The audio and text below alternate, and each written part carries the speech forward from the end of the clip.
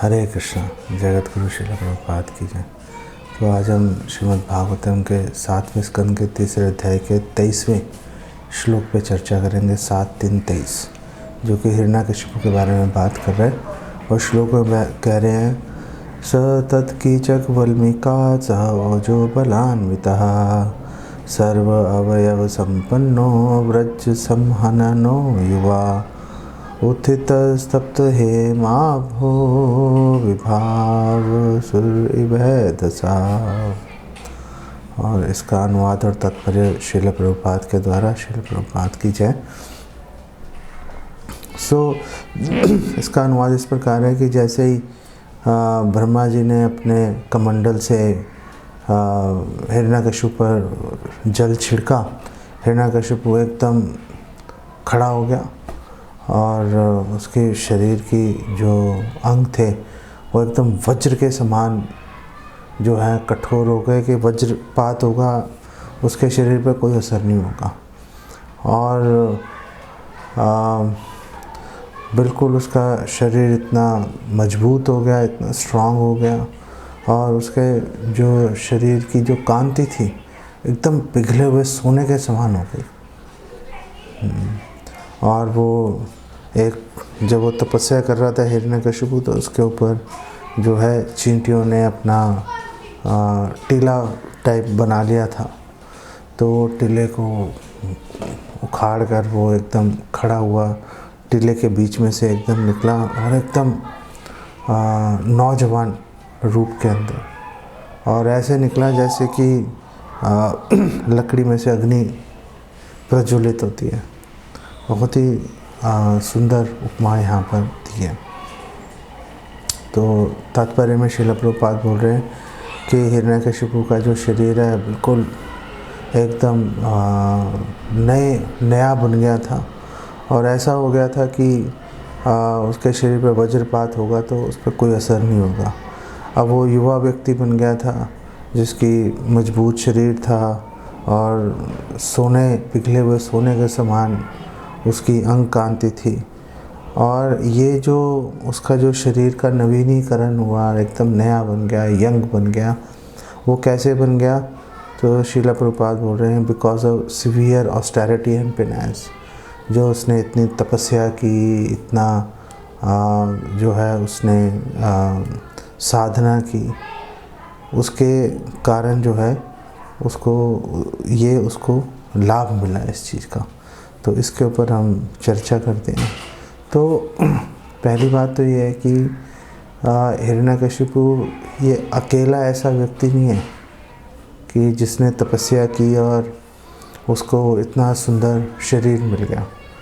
तपस्या जो भी करता है, जो भी व्यक्ति तपस्या करेगा अपने शरीर को कष्ट देके भगवान को तो क्या, किसी देवी देवता को भी प्रसन्न करने की कोशिश करेगा, उसको उसका लाभ प्राप्त होता है। जैसे हम कई उदाहरण देख सकते हैं। जैसे रावण गला काट के शिव जी को चढ़ाया जा रहा था तो शिव जी प्रसन्न हो गए और रावण जो है एकदम जो उसने गला काट के चढ़ाया था सारे जुड़ गए। उसके सिर जो है वापस 10 ग्रीव रावण के और बिल्कुल नया नकोर हो गए एकदम।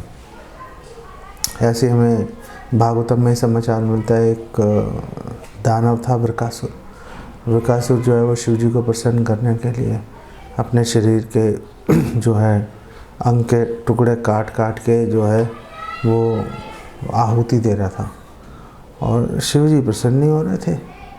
तो उसने कहा प्रसन्न नहीं हो रहे, गला काट के चढ़ा देता हूँ। गला काटने लगा। शिव जी ने बोला रुक जा भाई क्या चाहता है तो उसने वो वरदान मांगा कि जिसके सिर पे हाथ रखूँगा वो मर जाए।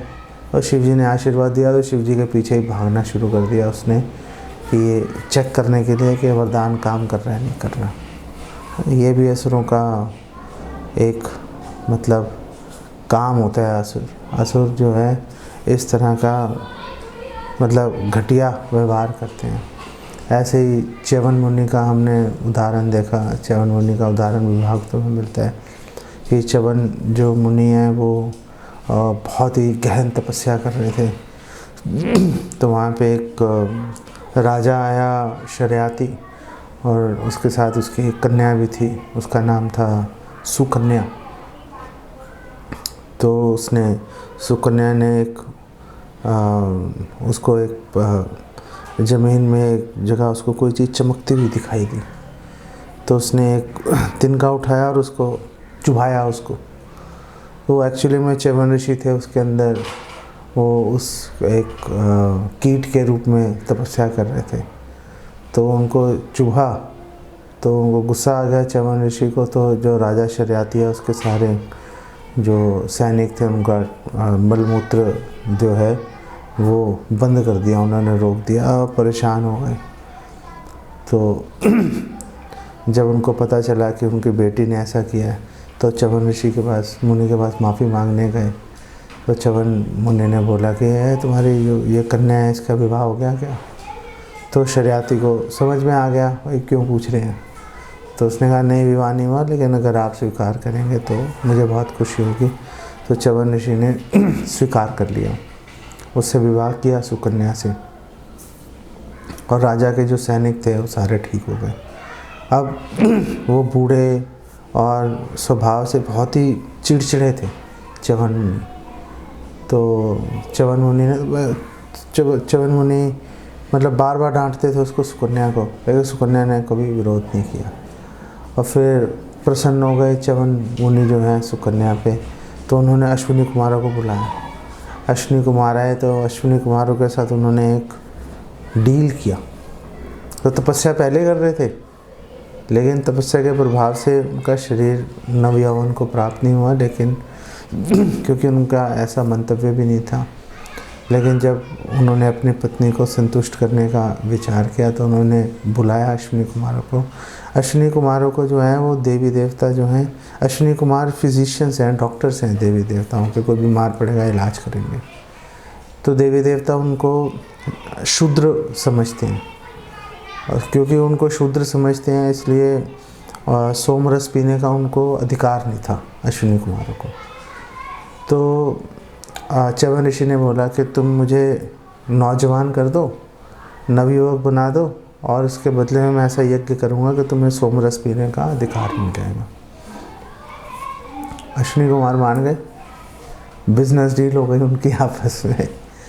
और अश्विनी कुमार ने च्यवन मुनि को पकड़ा और उसमें डुबकी लगाई एक सरोवर में, और एकदम नवयौवन होके बाहर निकला। इसके अंदर और भी बहुत सारी बातें हैं, बहुत ही अच्छा प्रसंग है ये, लेकिन हम विषय से भटक जाएंगे, इसलिए यहाँ पे इसको छोड़ता हूँ। तो मतलब उन्होंने नवयौवन प्राप्त किया।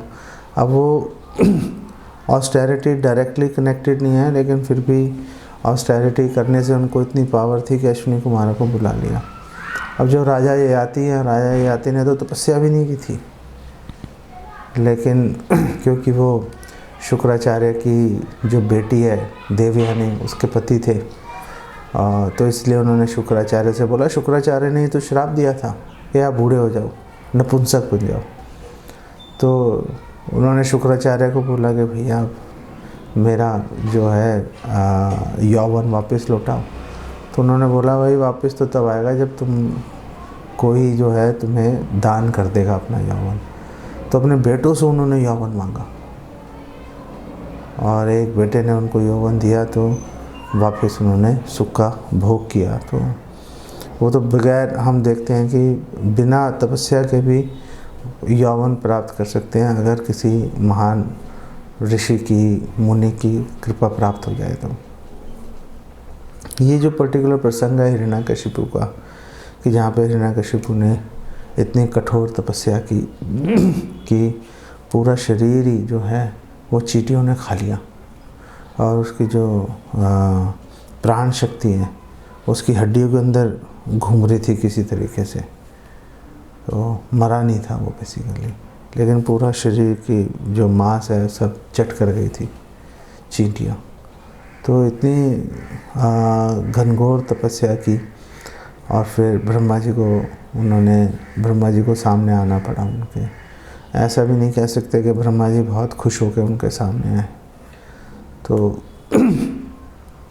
इनफैक्ट देवताओं ने बोला था आप बचाओ, ये तो मतलब बेड़ा गर्क करने वाला है हिरण्यकशिपु, आप किसी तरीके से कुछ, आप इस सांस लेना मुश्किल हो रहा है, आप हमें बचाइए।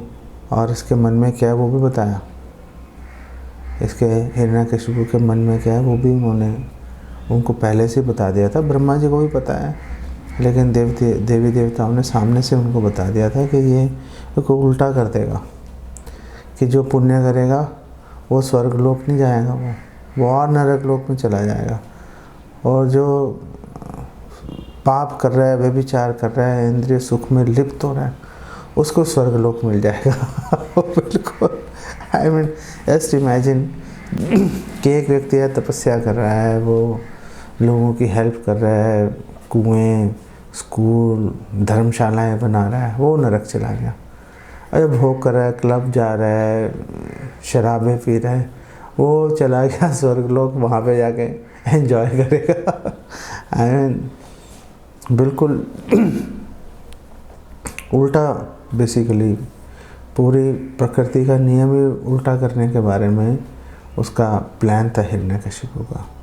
और उन्होंने ये भी बताया कि ये जो हिरण्यकशिपु है ये आपकी पोस्ट को ही हड़प करना चाहता है, ये खुद ही ब्रह्मा बनना चाहता है, और ये बन गया तो गो ब्राह्मण का जो हित आप चाहते हो, आप इंश्योर करते हो, ये तो उसका बिल्कुल उल्टा कर देगा।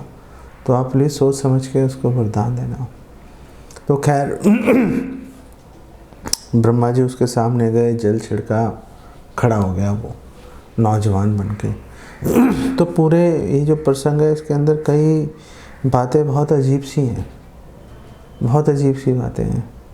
तो अजीब सी बातें क्या हैं कि जैसे जब हिरण्याक्ष का वध किया भगवान वरा ने, तो वध करने के बाद जो हिरण्यकशिपु, हिरण्याक्ष की माँ है अदिति, वो और हिरण्याक्ष की जो पत्नी है ऋषभानु, सारे रो रहे थे, लेकिन ये दो स्त्रियां तो विशेष रूप से प्रलाप कर ही रही थी। तो हिरण्यकशिपु ने सबको सांत्वना दी, सबको वैदिक फिलॉसफी सबको सुनाई, और सबको बोला कि शरीर, आत्मा, और जो आत्मा है वो जो है अजर अमर है, शरीर नष्ट होता रहता है, नष्ट होने वाली वस्तु के लिए क्यों परेशान होना। और यमराज जी को भी कोट किया हिरण्यकशिपु ने। और हिरण्यकशिपु भगवान के बारे में भी जानता था, और हिरण्यकशिपु ने बोला इस बात को कि वैसे तो भगवान जो हैं वो देवताओं और असुरों के लिए समभाव रखना चाहिए,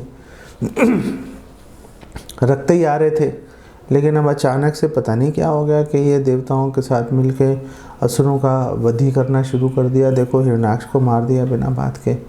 ये नहीं बता रहा कि हिरण्याक्ष जो है वो खुद ही जाके उनसे उलझ रहा था, वो अच्छे भले पृथ्वी को उसका उद्धार कर रहे हैं, वे तो क्यों जा रहा है लड़ने के लिए।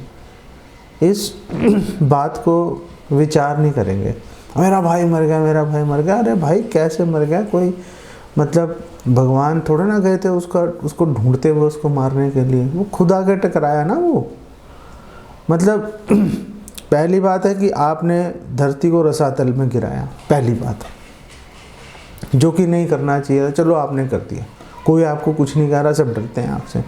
भगवान ने भी आपको कुछ नहीं कहा, भगवान ने रसातल से पृथ्वी को बाहर निकाल दिया। अब भगवान पृथ्वी को बाहर निकाल रहे हैं और तुम जाके उलझ रहे हो, तो फिर तुम कह रहे हो हमें मार दिया। अरे भाई ये क्या तरीका हुआ। मतलब विक्टिम कार्ड खेलने की कोई हद होती है ना, कोई हद होती है। भारत में भी विशेष समुदाय है, सारे उल्टे सीधे काम करेगा, जितना भी जो आगजनी है, दंगे हैं वो करेंगे, फिर पुलिस कार्रवाई करेगी, बोलेंगे देखो पुलिस जो है हमारे अगेंस्ट आती है। ऐसे पीछे मैं एक वीडियो देख रहा था, कुछ मैं रिसर्च कर रहा था, तो एक वीडियो दिखा तो मैंने उसको देखना शुरू कर दिया। तो उसमें एक व्यक्ति जो है वो स्टैटिस्टिक्स दिखा रहा था यूके के अंदर। तो उसने देखा देखो यूके में इतने % मुसलमान हैं, लेट्स से 6%, 7%। लेकिन अगर हम यूके की अगर हम जेलों को देखेंगे तो वहाँ पे 20% मुसलमान जो है उसके अंदर बंद पड़े हैं। तो उसके कहने का मतलब ये था कि भाई अगर 6% मुसलमान हैं और अगर लॉ इक्वल है तो फिर 6% मुसलमान ही जेलों में होने चाहिए थे ना, 20% कैसे हो गए जेलों के अंदर? कि मतलब 100 कैदी हैं अगर जेलों के अंदर बंद तो उसमें से 20 मुसलमान हैं। अब ऐसे थोड़े ना होता है भाई, जो अपराध करेगा वही तो जेल में जाएगा, जो अपराध नहीं करेगा वो जेल में क्यों जाएगा? अगर वो ज़्यादा अगर गलत काम कर रहे हैं अगर एक पर्टिकुलर समाज के लोग, तो भाई वो जेल भी जाएंगे। फिर आप ये विक्टिम कार्ड कैसे बेसिकली लेके आओगे? तो यहाँ पे हम देख रहे हैं कि जो आसुरिक प्रवृत्ति के लोग हैं वो इस तरह से विक्टिम कार्ड बेसिकली खेलना शुरू कर देते हैं कि मतलब भगवान पे लांछन लगाना शुरू कर दिया कि देखो भगवान ही हमारे अगेंस्ट हो गए। और भगवान भाई किसी के अगेंस्ट नहीं होते, भगवान किसी के अगेंस्ट होते, भगवान सबके प्रति समभाव रखते हैं। समोहम सर्वभूतेषु, भगवान सभी के साथ समभाव रखते हैं। अब कोई जाके भगवान को चैलेंज देगा, भगवान क्या करेंगे? भगवान तो फिर जो पृथ्वी का उद्धार करना आवश्यक था ना, भगवान ने उद्धार किया, उसके लिए जो रास्ते में आएगा भगवान ने उसका भी उद्धार कर दिया भगवान ने। ऐसा नहीं बोला जा सकता कि हिरण्यकशिपु हिरण्याक्ष मरा और नरक में चला गया और मरा, भगवान के हाथों से मरेगा तो नरक थोड़ा ना जाएगा, तो नेचुरली उसको सदगति प्राप्त होगी। ये कोई बातों की कंसिडरेशन बेसिकली लेके नहीं आते। तो खैर हिरण्यकशिपु जो है उनको पैसिफाई कर रहा था, सांत्वना दे रहा था अपने रिश्तेदारों को। उन्होंने बोला देखो आप देहात्म बुद्धि से बाहर निकलो, देहात्म बुद्धि से बाहर निकलोगे तो आपका मन शांत होगा। ये कह के उसने अपने रिश्तेदारों को शांत किया और फिर इकट्ठा किया अपने सैनिकों को। उन्होंने बोला जाओ पृथ्वी लोक पे सारे ब्राह्मणों को, गायों को मार दो, यज्ञों को नष्ट कर दो। क्यों नष्ट कर दो? क्योंकि हम यज्ञों को नष्ट कर देंगे, ब्राह्मणों को नष्ट कर देंगे, तो गायों को नष्ट कर देंगे तो यज्ञ कैसे होंगे? यज्ञ नहीं होंगे तो उसका जो भाग है जिसको खाकर देवी देवता रिष्ट पुष्ट होते हैं वो उनको रिष्ट पुष्ट नहीं होंगे, वो कमज़ोर हो जाएंगे। और जब वो कमज़ोर रहेंगे तब तक मैं ज़रा जाके ढूंढता हूँ विष्णु को, और जाके विष्णु को मैं उनका संहार कर दूँगा। और भगवान विष्णु का संहार हो गया, देवी देवता कमज़ोर हो गए, जाएंगे एक थप्पड़ मारेंगे, उनका कब्जा कर लेंगे। और कब्जा कर लेंगे तो वो फिर हमारे अनुसार चलेंगे, फिर हम उनके अनुसार नहीं चलेंगे, फिर तो हमारा राज चलेगा। ये उसका बेसिकली ओवरऑल प्लान था उसका। और अब भगवान विष्णु को मारने के लिए उसको स्ट्रेंथ चाहिए, शक्ति चाहिए, तो उसके लिए उसने तपस्या शुरू कर दी। तो ये रीज़न था कि वो तपस्या कर रहा था कि वज्र के समान शरीर मिलेगा, जाके भगवान से लड़ने में उसको आसानी होगी, सुविधा होगी। ये उसके पीछे रीज़न है। और हिरण्यकशिपु सोच रहा था, हमें कितनी सारी विरोधाभासी बातें आ रही हैं। हिरण्यकशिपु सोच रहा था कि शरीर तो नश्वर है, अब जब तेरा शरीर नश्वर है तो हिरण्याक्ष का भी तो नश्वर होगा, उसने भी तो आज नहीं कल मरना ही होगा उसने भी। तो उसके लिए तू अपने सबको रिश्तेदारों को तूने कहा कि दुख मत करो, तू क्यों दुख कर रहा है भाई? तू भी सांत्वना कर, अपना जीवन को जी, जीवन के लक्ष्य के बारे में सोच। वो तू करने को तैयार नहीं हो रहा।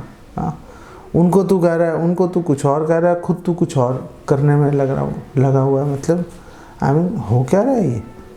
तो कितना अजीब सा बात है। तो हिरण्यकशिपु ने सोचा कि जो काल जो है वो शाश्वत है और जो आत्मा है वो भी शाश्वत है। ये बात उसने अपने मुंह से बोली और उसने बोला कि जो मैं चाहता हूँ, अमर होना, इतनी ताकत प्राप्त करना, वो चाहे इस जीवन मिले, अगले में मिले, जितने जन्म लगेंगे, लेकिन प्राप्त करके रहूँगा। तो कितनी वन पॉइंटेड उसकी मतलब वो अटेंशन थी, फोकस था, एकदम केंद्रित था अपने गोल की ओर।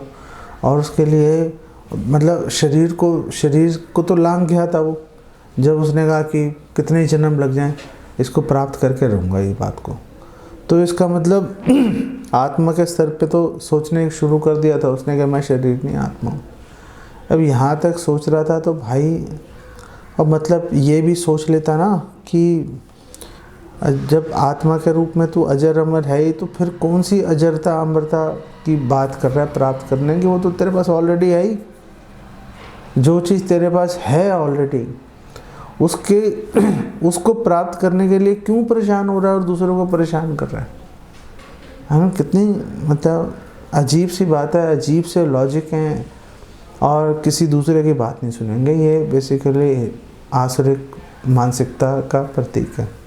तो हम बात कर रहे थे कि वन पॉइंटेड अटेंशन, व्यवसाय आत्मिका बुद्धि, भगवान कृष्ण भगवत गीता में कह रहे हैं ना, व्यवसाय आत्मिका बुद्धि एक हा कुरु नंदना, कि वन पॉइंटेड होती है, एक चीज़ के बारे में सोचती है और चीज़ों के बारे में विचार नहीं करती। हिरण्यकशिपु के जीवन में हम इस बात को देखते हैं कि बिल्कुल अपने लक्ष्य के प्रति कितना गंभीर था वो। और हमारे श्रील प्रभुपाद और हमारे जितने आचार्य हैं उन्होंने ये बात बार बार बोली है कि अगर आपने ये देखना है कि अपने लक्ष्य को प्राप्त करने के लिए कितनी गंभीरता और कितना फोकस चाहिए, तो कर्मी लोगों से सीखना चाहिए, जो कि वो black coffee black T P के भोजन स्किप करके ना लंच करते हैं, ना ब्रेकफास्ट करते हैं, ना डिनर करते हैं, काम करते रहते हैं 24 घंटे। उन लोगों से हमें इस बारे में सीखना चाहिए कि वो कितनी गंभीरता से अपने लक्ष्य के ऊपर फोकस्ड हैं। वो कर्मी लोगों से तो हम वैसे और भी बहुत कुछ सीख सकते हैं, लेकिन उसके ऊपर अभी हम फिलहाल यहाँ पर चर्चा नहीं कर रहे।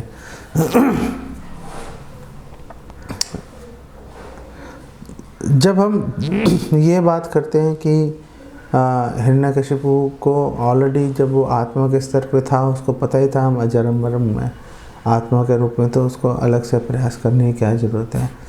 इसके बारे में हम एक और उदाहरण देखते हैं कि ये जो निराकारवादी हैं, जो कि भगवान के शरीर में विलीन होना चाहते हैं, निष्क्रिय बनना चाहते हैं कि हम नहीं कुछ करेंगे, और उसके लिए अनेक तपस्याएं करते हैं, इतनी कष्ट सहते हैं कि भगवान को भगवत गीता में बोलना पड़ा 12:5 में कि क्लेशो अधिक तरस्ते शाम अव्यक्त आसक्त चेतसा, कि जो अव्यक्त जो इम्पर्सनल मोक्ष के लिए निराकारवादी मोक्ष के पीछे भाग रहे हैं कि हम निष्क्रिय होना चाहते हैं, उनके लिए बहुत ही कष्टप्रद जो है मार्ग है।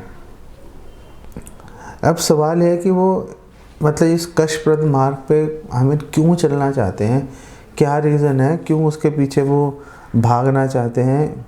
वो तो बगैर मतलब कुछ किए, बगैर कोई तपस्या किए आपको प्राप्त हो सकता है। अगर एक व्यक्ति है, एक जीव है, वो नॉर्मल अपना जीवन बिताता रहे, पाप भी करता रहे, पुण्य भी करता रहे, पाप पुण्य करता रहे, फल भोगता रहे सुख दुख के रूप में, तो एक टाइम ऐसा आएगा, मरता रहे जीवित होता रहे, मरता रहे जीवित होता रहे, एक टाइम ऐसा आएगा कि प्रलय हो जाएगी। जब प्रलय हो जाएगी हर चीज़ भगवान के शरीर में समा जाएगी। तो जब हर चीज़ भगवान के शरीर में समा जाएगी तो सारे जीव भी भगवान के शरीर में समा जाएंगे, सारे जीवों में हम भी भगवान के शरीर में समा जाएंगे, और फिर वहाँ पे हम लाखों करोड़ों वर्षों तक जो है हम उधर निष्क्रिय अवस्था में पड़े रहेंगे। तो ऐसी वस्तु जो हम कुछ नहीं करेंगे तो भी हमें प्राप्त हो जाएगी, उसके लिए मतलब जो ये निराकारवादी होते हैं इतना उसके लिए प्रयास करते हैं, जो कि बेसिकली बेवकूफ़ी है। हिरण्यकशिपु के जीवन में भी हमें यही बेसिकली देखने को मिल रहा है। हिरण्यकशिपु में एक और अजीब बात उसके इस प्रसंग में हमें देखने को मिली कि जब ब्रह्मा जी प्रकट हुए थे तो उसने ब्रह्मा जी की बहुत ही विनीत भाव से उसने प्रार्थना की, प्रशंसा की, ब्रह्मा जी की, हाथ जोड़ के खड़ा हो गया उनके सामने, तो बहुत विनम्रता का प्रदर्शन किया। लेकिन ये जो विनम्रता है ये विनम्रता बेसिकली ऐसा नहीं है कि हिरण्यकशिपु विनम्र है, हिरण्यकशिपु विनम्रता का प्रयोग कर रहा है अपने गोल को प्राप्त करने के लिए। तो वो छल विनम्रता है, वो एक्चुअल, वो निष्ठावान विनम्रता नहीं है। ज़रूरत पड़ने पर यूज़ कर लिया, नहीं तो भैया हम तो राक्षस हैं ही, हम तो जगत के अंदर हम फेमस हैं कि हम राक्षस हैं, हम दानव हैं, दिति के पुत्र हैं, हमारा व्यवहार तो ऐसे ही होगा। तो विनम्रता को एक भक्त को भी हमेशा क्योंकि हमें हर चीज़ को अपने ऊपर भी लगाना चाहिए ना, तो एक भक्त को हमेशा इस बारे में सजग रहना चाहिए कि वो विनम्र बने, विनम्रता को यूज़ मत करे अपना किसी भी कार्य की सिद्धि के लिए।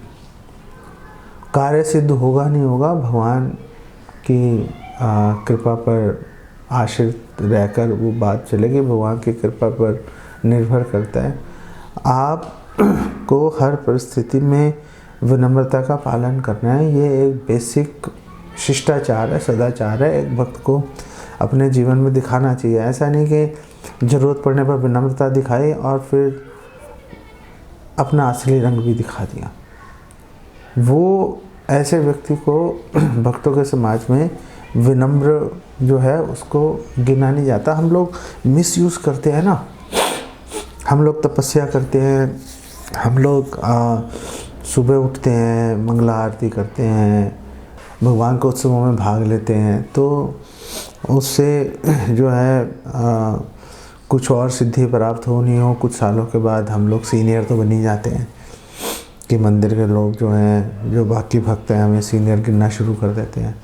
तो हम एटलीस्ट इस सिद्धि का तो हम इतनी जो छोटी सी, जो कि बिना बात के मतलब मिल गई, अब आप इतने सालों से थे वहाँ पर, मैं अपनी बात करता हूँ कि अब मैं इतने सालों से मतलब इस्कॉन से जुड़ा हूँ, तो अब कुछ किया है कि नहीं किया, अपने आप ही सीनियर बन गए आप, तो लोग आपको सम्मान देना शुरू करेंगे, तो उसको अब मिसयूज़ करना शुरू कर दो। मिसयूज़ कैसे करेंगे कि जैसे कोई लाइन लगी हुई है, जैसे जो भगवान के ऑल्टर हैं, सुबह जब दर्शन आरती के बाद में श्रील प्रभुपाद की गुरु पूजा से पहले जब प्रभुपाद को परिक्रमा लगवाते हैं, तो वो भगवान का आशीर्वाद जो है वो सबको दिया जाता है।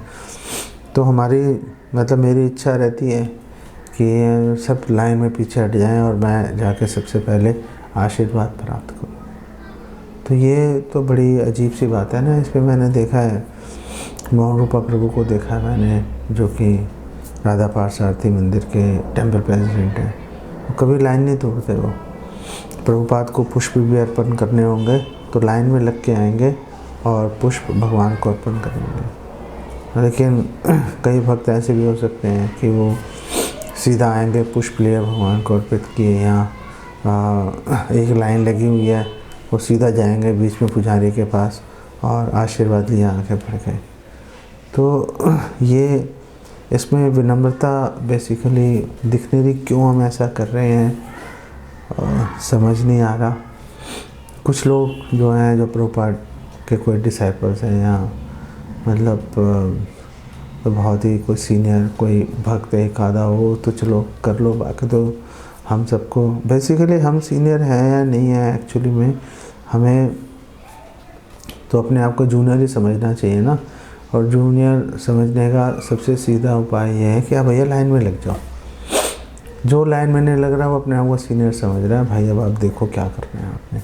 तो वो विनम्रता कहाँ है, विनम्रता दिखाई नहीं देती। फिर जो कई सालों जुड़े रहने के कारण सीनियर हो जाता है, वो हमने देखा मंगला आरती में गायब हो जाते हैं, मंगला आरती नहीं आते, उनको वो नीड ख़त्म हो जाती है। पता नहीं हम कब हमारा दिमाग ख़राब हो जाएगा, हमारी भी वो नीड जो है मंगला आरती अटेंड करने की ख़त्म हो जाएगी। तो इस जो ये मंगला आरती अटेंड नहीं करने की, उसमें भाग नहीं लेने की, अपनी उपस्थिति दर्ज नहीं कराने की जो ये होड़ है, उसमें हमें नहीं लगना चाहिए, हमें बच के चलना चाहिए। जैसे मैं व्यक्तिगत रूप से देखता हूँ, तो मैं कोशिश करता हूँ कि 4 बजे के आसपास जो है टेंपल हॉल में पहुँच जाऊँ। जब वहाँ पे पहुँचता हूँ तो मेरे गर्व को खंडित करने के लिए वहाँ पे 100 ब्रह्मचारी पहले से बैठ के जप कर रहे होते हैं। तो उनको देख के दिल में बहुत अच्छा लगता है कि इतने सारे ब्रह्मचारी बैठ के एकदम बहुत ही फोकस होकर जप कर रहे होते हैं।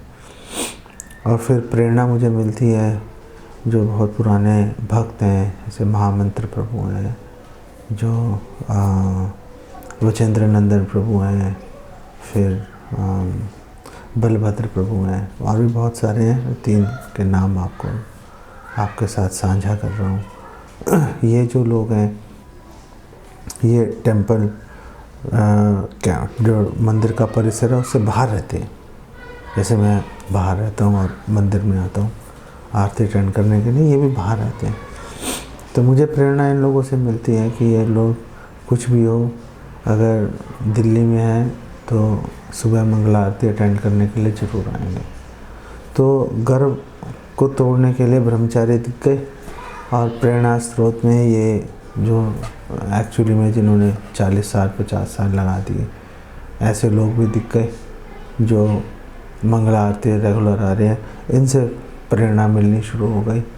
तो ऐसे अगर हम देखेंगे तो जाके हमारी मतलब ये जो मंगला आरती अटेंड ना करने की जो हमारी टेंडेंसी है, प्रवृत्ति है, उस पर रोक लगेगी, नहीं तो परेशानी का सोता है।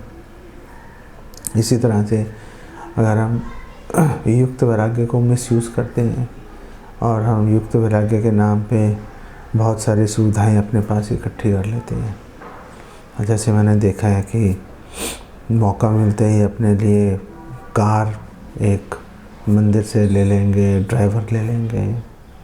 तो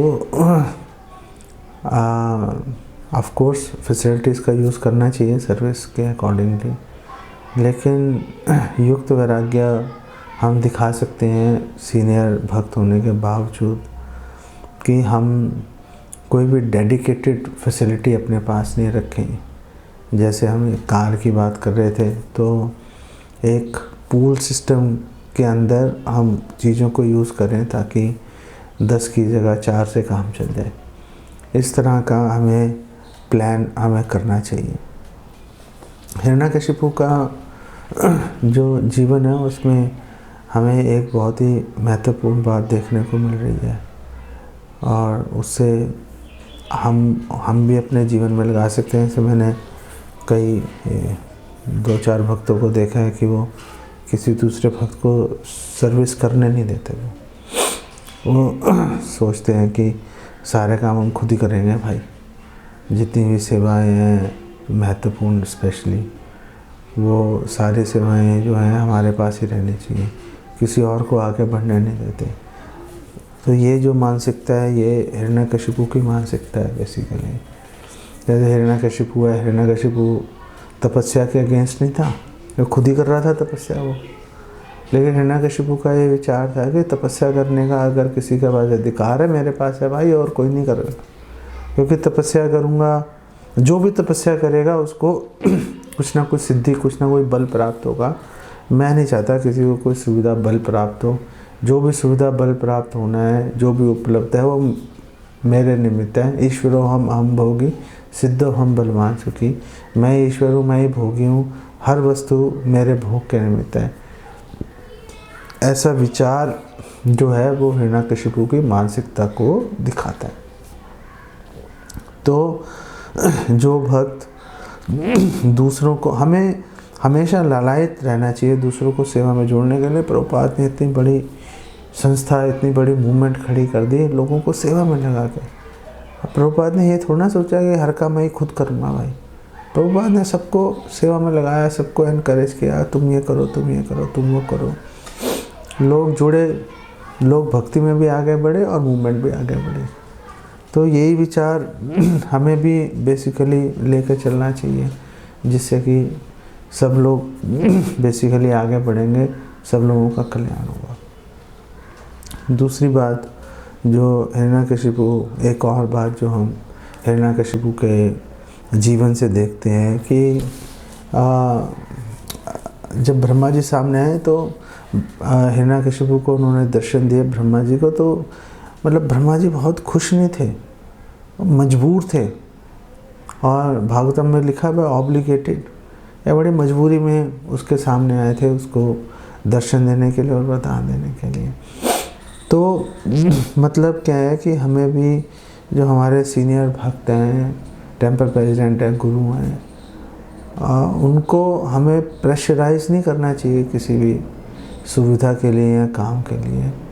हमें उनके सामने जो है अपनी नीड को, अपनी इच्छाओं को सामने रख देना चाहिए, फिर उन पे छोड़ देना चाहिए कि आप देखो कैसे मैनेज करना है। अगर हर व्यक्ति उठा के टेम्पल प्रेसिडेंट को प्रेशराइज करेगा हर चीज़ के लिए, वो टेम्पल प्रेसिडेंट कहाँ जाएगा बेचारा। अब वो मंदिर या कोई भी इंस्टीट्यूशन है वो तो कॉम्प्रोमाइज़ के ऊपर चलेगी ना। अगर हर व्यक्ति बोलेगा, हर डिवोटी बोलेगा नहीं हमारे हिसाब से ऐसा होना चाहिए, हमारे हिसाब से वैसा होना चाहिए, फिर कैसे बात बनेगी। फिर तो हर व्यक्ति की इच्छाएं पूरी करते करते पता चलेगा कि मंदिर का पूरा सिस्टम ही बेसिकली ख़राब हो गया। तो ये बात हमें हमेशा याद रखनी चाहिए।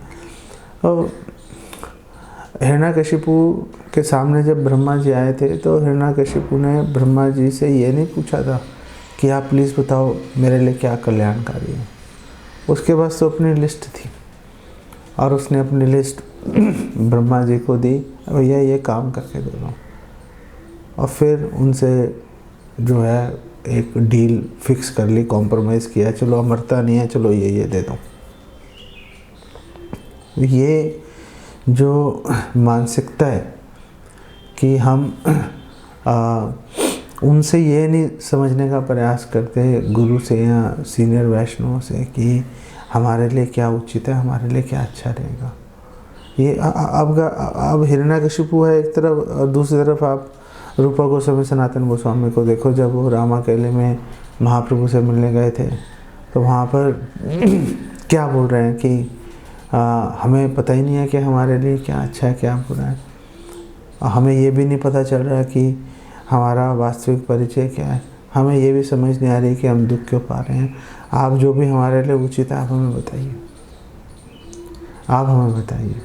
परीक्षित महाराज, जितने भी आप देखोगे भागवतम में इतने प्रसंग आ रहे हैं, हर व्यक्ति जो है विनीत भाव को वर्ण करके और बहुत ही हाथ जोड़ के उनसे ये पूछने की कोशिश कर रहे हैं भगवान से, या जो वरिष्ठ साधु हैं जैसे मैत्रेय मुनि हैं या चार कुमार हैं या नवयोगेंद्र हैं। आप देखोगे सबसे यही बात चल रही है कि आप प्लीज़ बताइए हमारे हित में क्या है। ये असली मतलब विनम्रता का सूचक है। ऐसा नहीं चलेगा, हमें ये चाहिए, हमें वो चाहिए, ये मानसिकता बेसिकली अच्छी मानसिकता नहीं है। और फिर अगर हम ज़ोर ज़बरदस्ती करके कोई सुविधाएं अगर हम ले भी लेते हैं ना, तो उसका एक प्रभाव आता है। उसका प्रभाव क्या आता है? उसका प्रभाव ये आता है कि हमारा हृदय कठोर हो जाता है। हमारे हृदय में गुरु के प्रति, सीनियर वैष्णव के प्रति सम्मान का भाव भी घट जाता है, क्योंकि हम तो अब उनको हमारे भोग को पूरा करने वाली मशीन हम समझना शुरू कर देते हैं ना, झुक के रहना भूल जाते हैं। तो जब हृदय कठोर हो गया, और प्रॉब्लम है हम लोग क्यों भक्ति में आए थे? हम लोग भक्ति में इसलिए आए थे ना ताकि हम और ज़्यादा कृष्ण भावना भावित होंगे, और ज़्यादा विनम्र बनेंगे, हमारा हृदय और ज़्यादा कोमल होगा। अगर हमारा हृदय कठोर हो गया तो फिर फिर हम आए क्यों भक्ति में? फिर तो पूरा पर्पज़ ही डिफीट हो गया। अब पूरा पर्पज़ ही डिफीट हो गया। जैसे हिरण्यकशिपु है, हिरण्यकशिपु ने वज्र के समान शरीर तो मिल गया उसको, लेकिन फ़ायदा क्या हुआ? भगवान नरसिंह देव के कमल की पंखुड़ियों से भी जो कोमल उनके कर कमल हैं, उनके हाथों मारा गया वो। और मैं क्या मिला भाई तुझे, क्या मिला? तो अगर हम साफ जैसे आप देखते हैं ना, जो ये फुटबॉल खेलते हैं, बास्केटबॉल, बॉक्सिंग, ये सब जो स्पोर्ट्स होती हैं, उसके अंदर क्या होता है कि बीच बीच में टाइम आउट लेते हैं वो, और टाइम आउट लेके वो अपने कोच से डिस्कशन करते हैं कि हाँ भाई अभी तक क्या हमने परफॉर्म किया, उसमें क्या क्या कमी थी, कैसे सुधार करें ताकि हम अपने गोल को, जीत को हम प्राप्त कर लें। ऐसे ही हर एक भक्त को एक टाइम आउट लेना चाहिए, सोचना चाहिए मैंने क्या क्या गलती कर रहा हूँ मैं, सीनियर भक्तों से कंसल्ट करना चाहिए। और जब उनसे कंसल्ट करेंगे और फिर समझेंगे कि हम कहाँ पे कोई गलती कर रहे हैं, उसको सुधारेंगे, तो फिर हम जो हमारा गोल है कि हम भगवान के सेवक के रूप में हम अपने स्वरूप को वापस प्राप्त कर सकेंगे, तो वहाँ तक पहुँचेंगे ना। नहीं तो हमने दुनिया भर की सुविधाएं ले ली, वो गोल ही छूट गया, तो फिर मतलब पॉइंट क्या है? कितनी भी सुविधा लें वो तो टेम्परेरी है ना, वो तो वैसे ख़त्म हो जाएगी आज नहीं तो कल। सुविधाओं के पीछे भागने का या अपनी बात मनवाने का औचित्य ख़त्म हो गया ना। जब हम हर चीज़ को नश्वर मान रहे हैं तो ये भी नश्वर है। तो जब सारी नश्वरता के चलते सारी फैसिलिटी, हर चीज़ ख़त्म हो गई, भगवान मिले नहीं, तो हम पास थोड़ा ना हुए, तो फिर तो हम फेल हो गए ना। तो टाइम आउट हम भक्तों को लेना चाहिए और हमें एनालाइज करना चाहिए कहाँ पे मिस्टेक कर रहे हैं, और विनीत भाव से भगवान को, भक्तों को, गुरु को प्रार्थना करनी चाहिए। सेवा के अवसर के लिए प्रतीक्षा करना चाहिए। ये जो व्यक्ति, जो भी भक्त ऐसा करेगा, भक्ति में बाधाएं कम आएंगी और मन शांत रहेगा और भक्ति में आगे बढ़ेंगे। भगवान को संतुष्ट करने का अवसर अवश्य प्राप्त होगा भगवान की दया से, इसमें कोई संशय नहीं है, नहीं है, नहीं है। हरे कृष्णा। जगत गुरु श्रील प्रभुपाद की जय।